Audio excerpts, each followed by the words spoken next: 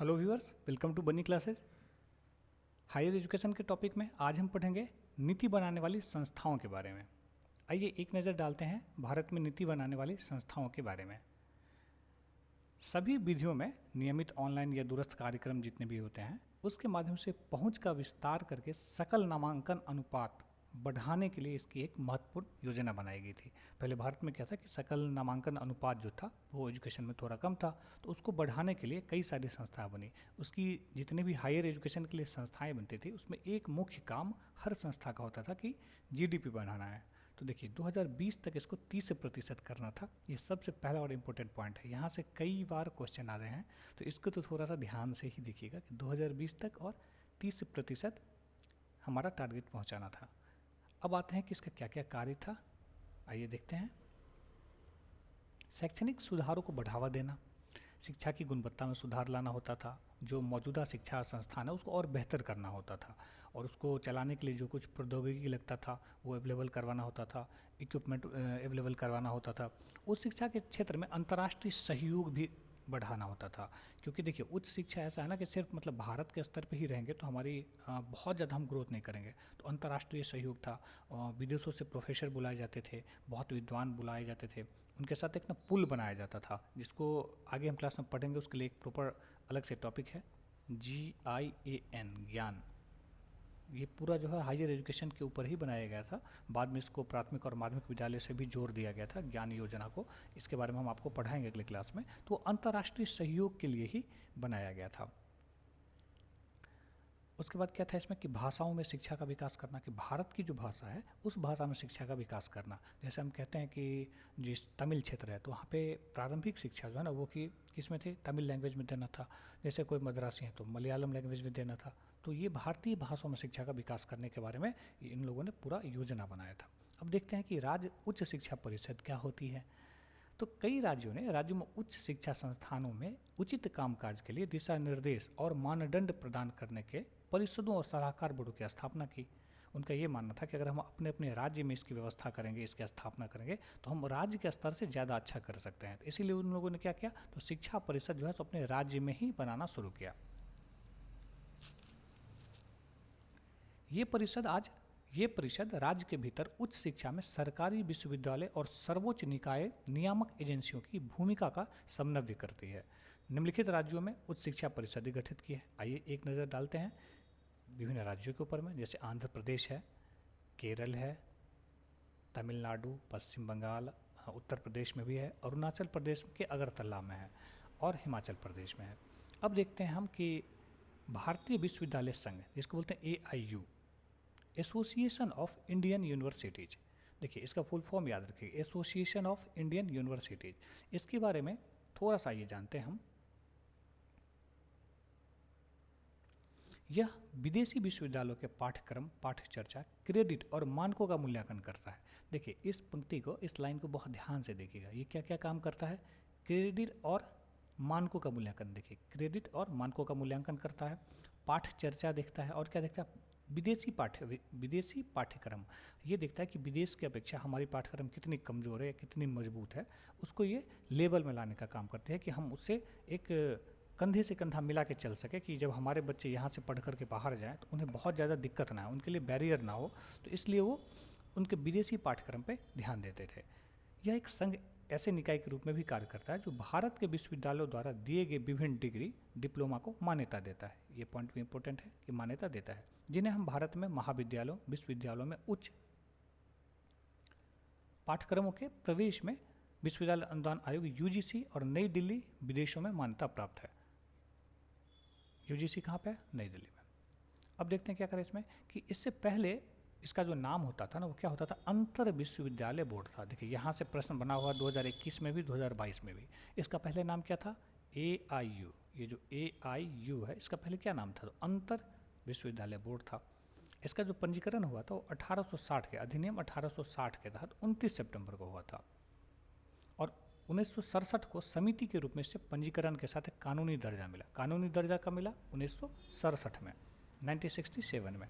और 1973 में इसका नाम बदलकर भारतीय विश्वविद्यालय संघ कर दिया गया, AIU, association of Indian universities. कब किया गया, 1973 में।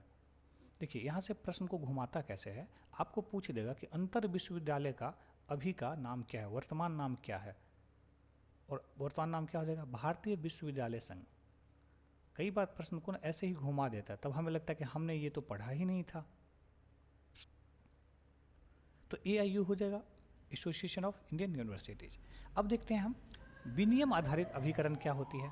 तो उच्च शिक्षा के विभाग में जो अधीन शीर्ष स्तरीय निकाय होती है, जैसे अनुसंधान परिषद है या नियामक निकाय है, जो भारत में उच्च शिक्षा के उत्तरदायी होते हैं ना, इन निकायों को मुख्य रूप से नियामक निकाय और अनुसंधान परिषदों में विभाजित कर दिया, इनको ना अलग अलग सेक्टर में बांट दिया गया। इसी को हम बोलते हैं कि विनियमन आधारित अभिकरण। अब देखते हैं कि ये कौन कौन से इकाई थे। तो एक थे एसाइट, AICT, जिसको क्या बोलते हैं हम, अखिल भारतीय तकनीकी शिक्षा परिषद, all India council for technical education.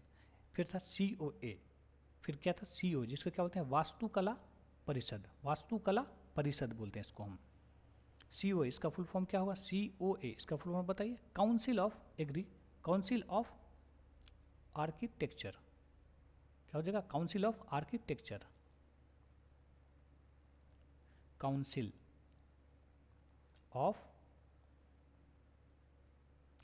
Of architecture,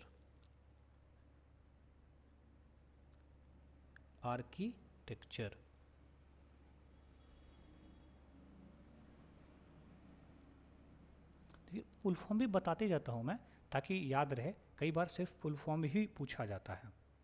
फिर आते हैं ICHR, भारतीय ऐतिहासिक अनुसंधान परिषद, Indian council of history research या हिस्टोरिकल रिसर्च। कई बार हिस्ट्री भी ऑप्शन में रहता है और कई बार हिस्टोरिकल भी रहता है, ये चीज़ ध्यान रखिएगा।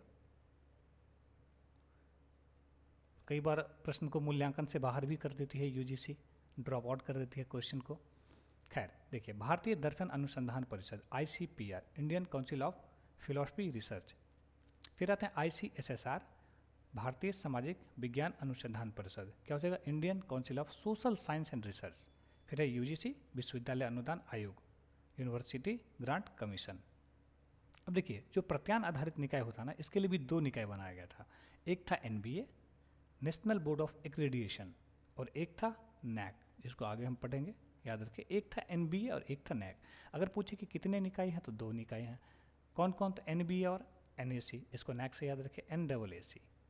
ठीक है, देखिए अब NBA के बारे में जानते हैं। इसकी शुरुआत कब हुई थी, तो AICTE मतलब अखिल भारतीय तकनीकी शिक्षा परिषद, AICTE, जिसको हम एसाइट कहते हैं, all India council for technical education. देखिए T लगा है, टेक्निकल एजुकेशन के अधिनियम के धारा 10 के अंतर्गत कब की गई थी, 1994 में। NBA 1994 में बनी थी। इसका कार्य क्या क्या था, इसका कार्य था कि एसाइट द्वारा अनुशासित निर्देशित मानदंडों और मानकों के अनुसार तकनीकी संस्थानों और कार्यक्रमों के आवधिक मूल्यांकन के लिए स्थापित किया गया था। जितने भी तकनीकी थे, इंजीनियरिंग वाले कॉलेज थे या इंस्टीट्यूशन थे, उन सब का ये मूल्यांकन करता था कि क्या ये अपने परिमाप में खरे उतर रहे हैं कि नहीं, क्या इनका अब पढ़ाई अच्छा चल रहा नहीं, इनका सिलेबस अच्छा चल रहा नहीं। सिर्फ टेक्निकल वालों के लिए NBA लाया गया था। आगे देखते हैं, 2010 में इसको स्वायत्त निकाय के रूप में अस्तित्व में आ गया था, इसको मान्यता मिल गई थी। कब, 2010 में।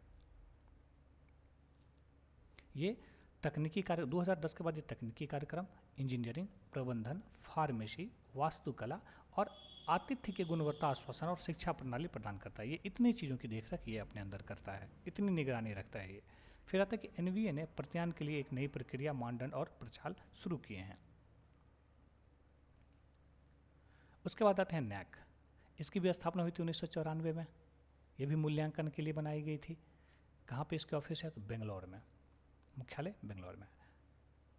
ये क्या करता है, HEI, देखिए उच्च शिक्षा संस्थान जो हायर एजुकेशन इंस्टीट्यूशन के साथ ये एक मिलकर के काम करता है। देखिए इसका GC जो इसका जनरल काउंसिल होता है और EC एग्जीक्यूटिव काउंसिल, इस दोनों के साथ जो है ये एक बॉन्ड का काम करता है और शैक्षिक प्रशासन और भारतीय उच्च शिक्षा प्रणाली के वरिष्ठ शिक्षाविद भी इसमें शामिल होते हैं और ये सब शामिल होकर के ना पूरा मूल्यांकन करते हैं। फिर आते हैं कि सामान्य परिषद के अध्यक्ष UGC के अध्यक्ष हो जाते हैं। जो सामान्य परिषद के अध्यक्ष होते हैं वही UGC के भी अध्यक्ष हो जाते हैं। कार्यकारी समिति के अध्यक्ष सामान्य परिषद यानी कि NAC के अध्यक्ष द्वारा नामित प्रख्यात शिक्षाविद होते हैं। समय समय पर गठित परामर्शक और सलाहकार समितियों द्वारा नैक की सहायता की जाती है। कई समय समय पर कई सारे बोर्ड और गठित होते रहते हैं, वो क्या करते हैं, नैक की सहायता करते हैं और नैक भी उनकी सहायता करता है। फिर आता है हेफा। हेफा क्या है? Higher education financial agency. Higher education, HEFA, HEFA क्या हो जाएगा? Higher education. देखिए इसमें एक चीज़ आप याद रखिए, ये फाइनेंस से जुड़ा हुआ है, लेकिन अगर ऑप्शन में फाइनेंस रहे तब तो आप फाइनेंस को टिक करिएगा, अगर ऑप्शन में फाइनेंस नहीं रहे तो वहाँ पे फंड रहेगा, फंड को भी टिक करना है। ये दोनों जगह दिया हुआ है, दो जगह, और दोनों ही सही माना गया है। एक साल 2021 में जब पूछा गया था तो फंड को माना गया था, 2022 में जब पूछा गया तो फाइनेंस को माना गया था। तो याद रखें कि फाइनेंस और फंड दोनों ही इसमें सटीक हैं, दोनों ही सही हैं, क्योंकि यूजीसी ने 2021 और 22 में दोनों को अलग अलग सही माना था, इसीलिए दोनों को ही याद रखेगा। हायर एजुकेशन ये फाइनेंशियल एजेंसी है और एक फंडिंग एजेंसी है। आइए आगे देखते हैं इसका काम क्या है। ये केनरा बैंक के द्वारा और मानव संसाधन विकास मंत्रालय के संयुक्त उद्यम से ये चलती है। ठीक, किसके द्वारा? केनरा बैंक और मानव संसाधन विकास मंत्रालय। ये 2000 क्या करता है, हेफा का गठन जो हुआ था 2016 में हुआ था। ये वित्तीय सहायता प्रदान करता है, फाइनेंसिंग लगा हुआ है इसमें कि फाइनेंशियल है, फाइनेंस देखता है तो वित्तीय से ही होगा। 2000 करोड़ रुपए तक की मंजूरी ये दे सकता है, एक प्रकार से ऋण प्रदान करता है। कितना? 2000 करोड़ रुपए तक की, 2000 करोड़ रुपए तक ये ऋण दे सकता है। और क्या है? एक गैर लाभकारी संगठन है। क्या है? ये गैर लाभकारी संगठन है। उसके बाद आते हैं कि हेफा के तहत वित्त पोषण प्रमुख शिक्षा संस्थानों में बुनियादी ढांचा परियोजनाओं के लिए भारत सरकार द्वारा वर्तमान अनुदान सहायता स्थान लेगा। ठीक है, बुनियादी ढांचा परियोजना में। आइए आगे देखते हैं हेफा के बारे में। इसके बाद क्या है इसमें कि ये आवश्यकताओं को निधि देने में सक्षम होगा। निधि मतलब उसको ये डोनेशन, ये कर्ज देने में, निधि मतलब कर्ज देने में। उसके बाद ये क्या करेगा, तो यह ऋण सीमा के लिए एक आधार बनाता है। ये ऋण सीमा के लिए क्या करता है? आधार तैयार करता है। ये देखता है कि आपको जो हम ऋण देंगे ना, वो किस आधार पर देंगे। क्या आपके शिक्षण संस्थान में उतनी इनकम है कि आप मेरा ऋण चुका पाइएगा? क्या आपके पास उतने बच्चे हैं, स्टूडेंट हैं आपके पास कि आपको उतनी इनकम आएगी? क्या आपका शैक्षणिक जो एटमॉस्फेयर है वो इतना अच्छा है कि लोग आपको जानते हैं, आप फ्रेमवर्क रैंकिंग में 50 में या फिर 500 के अंदर आते हैं? ये कई सारी चीज़ों को ये देखता है, एक सीमा देखता है कि आपका ऋण सीमा के लिए आधार देखा जाएगा। क्या क्या आधार है? तो ये बहुत सारी कुछ चीज़ों पे डिपेंड करती है। ये जानकारी के लिए बताया हूँ, ये एग्जाम में नहीं पूछता है। उसके अकॉर्डिंग फिर वो ये ब्याज मुक्त राशि सुविधा प्रदान करती है। ये ब्याज नहीं लेती है, ये भी याद रखिए कि ब्याज मुक्त होती है हेफा। अब आते हैं हम शिक्षा रैंकिंग के बारे में। क्या शिक्षा रैंकिंग क्या है? आइए देखिए, विश्वविद्यालय रैंकिंग हॉल में हाल ही में विश्वविद्यालय रैंकिंग में 2020 के संबंध में एक घोषणा 6 भारतीय गया है। कितना? 6 भारतीय गया है। इसमें भारतीय संस्थानों में आईआईटी बॉम्बे, जो विश्वविद्यालय का रैंकिंग है उसमें 6 भारतीय संस्थान को गई थी, जिसमें आईआईटी बॉम्बे को शीर्ष 500 में शामिल किया था। कितने में? शीर्ष 500 में। और ये आईआईटी दिल्ली को पीछे छोड़ा है। कई बार पूछ देगा कि दूसरे नंबर पे भारत से कौन आया था, तो आईआईटी दिल्ली आया था। पहले नंबर पे कौन आया था? तो आईआईटी बॉम्बे आया था। और कितने में आया था? तो ये शीर्ष 500 में आया था। और आईआईएससी बेंगलोर के साथ आईआईटी रोपर को पहला स्थान दिया गया था। एक सेकंड, यहाँ पर देखिए, आईआईटी बेंगलोर के साथ आईआईटी रोपर को पहला स्थान दिया गया था। आईआईटी रोपर पहले स्थान पे कौन था? आईआईटी रोपर, याद रखिएगा। और ये सब इसमें शामिल हुआ था, ये पहला स्थान नहीं मिला था, इसको थोड़ा डिनोट कर लीजिएगा। ये पहला स्थान नहीं मिला था, पहला स्थान आईआईटी रोपर को मिला था, पहला स्थान रोपर को मिला था। मुंबई को 500 में शामिल किया गया था और ये दिल्ली को पिछाड़ते हुए इसमें शामिल हुआ था। कुल कितने? 6। किसी भी भारतीय संस्थान ने दुनिया के शीर्ष 300 रैंकिंग में रैंकिंग प्राप्त नहीं की है। 300 में भी नहीं आया। जैसे टोटल 500 था, यहाँ से बढ़ के मान लीजिए यहाँ तक 500 था, यहाँ एक नंबर था और यहाँ पे 500 था। यहाँ से शुरुआत होगा 500 500 ऐसे करके 400 300 200, यहाँ पे आकर के नंबर 1 होगा। तो भारत जो था यहाँ से आकर के मान लीजिए कि यहाँ पे होगा 300, तो भारत इसके ऊपर नहीं गया, इसके नीचे ही रह गया था। यही कह रहा है कि 300 में भी रैंकिंग प्राप्त नहीं कर पाया। अब देखते हैं कि टाइम्स उच्च शिक्षा विश्वविद्यालय रैंकिंग 2020, ये टाइम्स निकालते हैं। इसमें 92 देश थे। कितने देश? 92 देश। लगभग 1400 विश्वविद्यालय शामिल हुए थे। सबसे बड़ा और सबसे विविध विश्वविद्यालय रैंकिंग माना जाता है। यह शिक्षण अनुसंधान के ज्ञान हस्तांतरण और अंतर्राष्ट्रीय दृष्टिकोण में संस्थान के प्रदर्शन को मापने के लिए 13 सावधानीपूर्वक जांच निष्पादन संकेतक हैं। इसके कितने? 13 इंडिकेटर हैं। याद रखिएगा, ये प्रश्न कई बार पूछा गया। इंडिकेटर कितने हैं? तो 13 इंडिकेटर हैं। संकेतक जिसको हम कहते हैं, कितने? 13 इंडिकेटर, 13 हो जाएंगे। अब देखिए, पेशेवर सेवा फर्म जो होता है वो ऑडिट के लिए जिम्मेदार होता है, जिस पर छात्रों, शिक्षकों का और सरकार के उद्योगों के विशेषज्ञों द्वारा ना विश्व भर में भरोसा किया जा रहा है। आगे देखते हैं हम NIRF। NIRF क्या है? देखिए, अब NIRF के बारे में हम जानेंगे। ये बहुत इंपॉर्टेंट टॉपिक है और यहाँ से प्रश्न, तो एक प्रश्न मान के चलिए कि आपके हायर एजुकेशन के इस टॉपिक से तो पूछेंगे। आइए अब जानते हैं हम NIRF के बारे में। ये होता है नेशनल इंस्टीट्यूशनल रैंकिंग फ्रेमवर्क। ये होता है नेशनल इंस्टीट्यूशनल रैंकिंग फ्रेमवर्क। इसके गठन कब हुई थी? 29 सितंबर 2015 को। कब? 29 सितंबर 2015 को। जैसा नाम से ही झलक रहा है कि रैंकिंग मतलब ये रैंक डिसाइड करता है। अब देखते हैं कि किस तरीके से, कि मापदंड क्या होता है इसका। मोटे तौर पर शिक्षण और अध्ययन संस्थान, अनुसंधान और व्यावसायिक व्यवहार, स्नातक परिणाम, आउटरीच और विशिष्टता और धारणा को कवर करते हैं।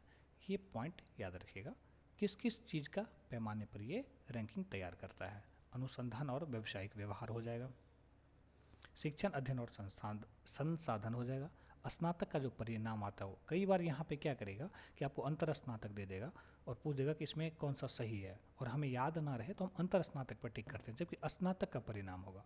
आउटरीच और विशिष्टता होता है और धारणा को कवर करते हैं। इन मापदंडों को 5 समूहों में बांटा गया। कितने? 5 समूहों में बांटा गया। और इन समूहों को कुछ निश्चित भागित, इनको क्या दिया गई है? इनको कुछ ना कुछ जिम्मेदारी दी गई है। भारीता जिसको कहते हैं, जिम्मेदारी दी गई है। अब आइए देखते हैं नेक्स्ट स्लाइड। यह ARIAA, इसके बारे में कोई जानते हैं? यह Atal ranking of institutions on innovation achievements. क्या हो जाएगा? Atal ranking on institution, Atal ranking of institution on innovation achievements. आइए इसके बारे में विस्तार से जानते हैं। छात्रों और संकायों के बीच नवाचार और उद्यमिता विकास से संबंधित संकेतों पर भारत के सभी प्रमुख उच्च शिक्षा संस्थानों और विश्वविद्यालयों को व्यवस्थित रूप से रैंकिंग के लिए नवाचार उपलब्धियों पर संस्थानों की अटल रैंकिंग, मानव संसाधन विकास मंत्रालय भारत की एक ये पहल है। ये सभी जितने भी संस्था है उस सभी स्तर पर ये रैंकिंग देता है उसको। ये क्या करेगा? तो ये संकेत, बजट और अनुदान का सहायता करता है। संकेत, बजट और अनुदान का सहायता करता है। अवसंरचना की सुविधाएं देते, इंफ्रास्ट्रक्चर जिसको कहते हैं उसके लिए। फिर क्या करता है कि अवधारणा उत्पन्न करने और नवाचार के लिए जागरूकता, प्रोत्साहन और समर्थन देता है। नवीन अध्ययन विधियां और पाठ्यक्रम उपलब्ध करवाता है। बौद्धिक संपदा और प्रौद्योगिकी हस्तांतरण और व्यवसायीकरण में भी ये सहयोग करता है। संस्थान के प्रशासन में नवाचार IIT मद्रास ने सार्वजनिक वित्त पोषित संस्थान श्रेणी में सबसे ऊपर है। कौन सा? IIT मद्रास। नेक्स्ट देखते हैं। वेल्लोर प्रौद्योगिकी संस्थान कहाँ पे? तमिलनाडु में। ये निजी संस्थान में सबसे ऊपर है। निजी संस्थान में जब पूछ दे तो वेल्लोर प्रौद्योगिकी संस्थान कहाँ पे है? ये तमिलनाडु में। देखिए, प्रश्न कुछ भी पूछ सकता है कि वेल्लोर कहाँ पे है, ये भी पूछ सकता है।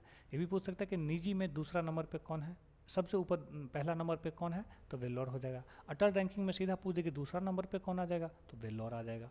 निजी में पहला है ये, लेकिन सरकारी में तो नहीं है पहला, तो ये दूसरा पे आ जाता है। फिर आते हैं NIRF का भारत रैंकिंग। 2016 में इसकी रूपरेखा तैयार की गई थी। 4 अप्रैल 2016 को ये जारी कर दी गई थी। वर्ष 2019 में दी गई NIRF रैंकिंग का चौथा संस्करण और Atal ranking institution of achievement ranking का पहला संस्करण था।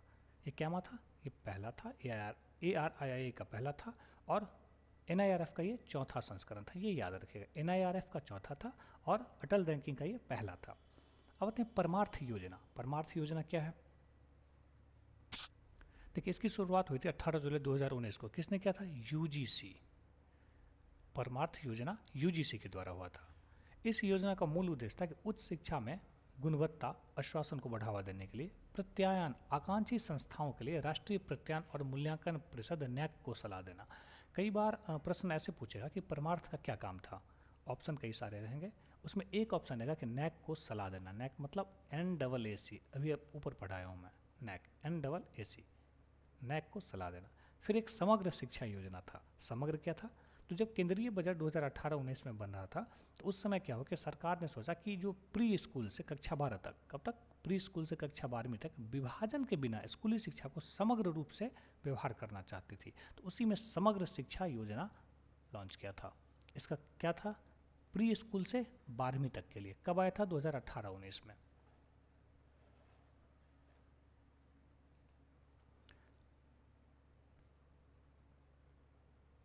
देखिए, प्री स्कूल से 12वीं तक के लिए थी। फिर आते हैं कि विस्तारित थी ये योजना का विजन पूर्व विद्यालय, प्राथमिक और उच्च प्राथमिक, माध्यमिक से वरिष्ठ माध्यमिक स्तर तक एक निरंतरता के रूप में स्कूल की परिकल्पना करना है। देखिए ये पॉइंट, पूर्व विद्यालय है, प्राथमिक है, उच्च प्राथमिक है, माध्यमिक है और क्या है? वरिष्ठ माध्यमिक। वरिष्ठ माध्यमिक स्तर तक एक निरंतरता के रूप में स्कूल की परिकल्पना करना, मतलब स्टार्ट करेगा जहाँ से, वो बढ़ते बढ़ते जैसे क्रम बढ़ता जाएगा कि पहले पूर्व विद्यालय, विद्यालय से पहले घर में शिक्षा होती है या फिर आंगनबाड़ी में या प्ले स्कूल में, फिर क्या हो जाएगा कि प्राथमिक शिक्षा जब विद्यालय जाते हैं, उसका उच्च प्राथमिक, उस उच्च प्राथमिक के बाद फिर क्या हो जाएगा कि माध्यमिक, माध्यमिक के बाद क्या हुआ? जो वरिष्ठ माध्यमिक होता है वहाँ तक ये एक ही सीरीज में काम करे। इसी के लिए था कि निरंतरता के रूप में स्कूल परियोजना परिकल्पना करना था। अब देखते हैं कुछ महत्वपूर्ण शॉर्ट फॉर्म, फुल फॉर्म। जैसे IGNTU, ये क्या है, कोई बता सकते हैं? IGNTU इसका फुल फॉर्म क्या होगा? देखिए बहुत ही ये इम्पोर्टेंट है, इन सब चीज़ों को लिख लें और बार बार अभ्यास करें तो फिर याद हो जाते हैं, एक बार पढ़ने से ये याद नहीं होगा। IGNTU था the Indira Gandhi national tribal university. क्या था ये? ट्राइबल यूनिवर्सिटी, जिसको हम क्या बोलते हैं? आदिवासी जनजातीय विद्यालय। ट्राइबल था, कौन सा था ये? ट्राइबल। ये ट्राइबल यूनिवर्सिटी था। फिर था NRP। NRP क्या था? National research professorship. National research professorship. फिर था क्या था? NITTTR। देखिए 3 बार टी आया हुआ। ये क्या था? राष्ट्रीय तकनीकी शिक्षक प्रशिक्षण और अनुसंधान संस्थान। मतलब हो जाएगा इसका कि national institute of technology teacher and training. देखिए इसमें 3 चीज़ आते हैं, 3 टी है ना, एक टी से हो जाएगा क्या? Teacher,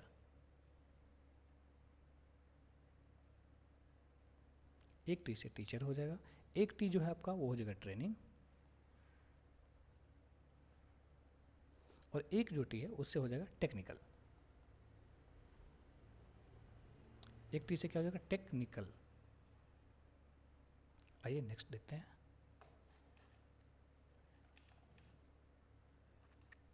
EDCIL। EDCIL क्या हो जाएगा? Educational consultant of India limited. फिर है AISHE। यह है AISHE, इसका फुल फॉर्म होता है educational, AISHE all India survey on higher education. All India survey on higher education. All India survey on higher education. फिर है PTR, ये होता है पुपिल टीचर रेशियो। ये होता है पीपल टीचर रेशियो। फिर आएगा PTR है, ये हो गया। NBT। NBT क्या है आपका? देखिए NBT होता है national book trust of India. ये प्रश्न पूछा गया है 2020। NBT राष्ट्रीय पुस्तक न्यास जिसको बोलते हैं हिंदी में, और इंग्लिश में कहेंगे national book trust of India. फिर आता है केब, जिसको CAB बोलते हैं, प्रोनाउंसिएशन इसका केब करते हैं हम। केब का फुल फॉर्म क्या हो जाएगा? Central advisory board of education. Central advisory board of education.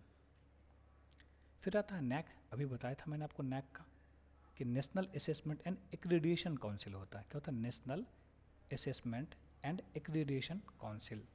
फिर था NIRF, ये भी बताया था 2015 में इसकी स्थापना की गई थी। रैंकिंग फ्रेमवर्क था, national institutional ranking framework. National institutional ranking framework. कुछ और भी हायर एजुकेशन में और पेपर 1 में फुल फॉर्म है, ICT से भी रिलेटेड है, जो मैं आपको एक ही क्लास में सारे फुल फॉर्म अवेलेबल करवा दूंगा। तब तक के लिए बने रहिए बनी क्लास पे। Thank you.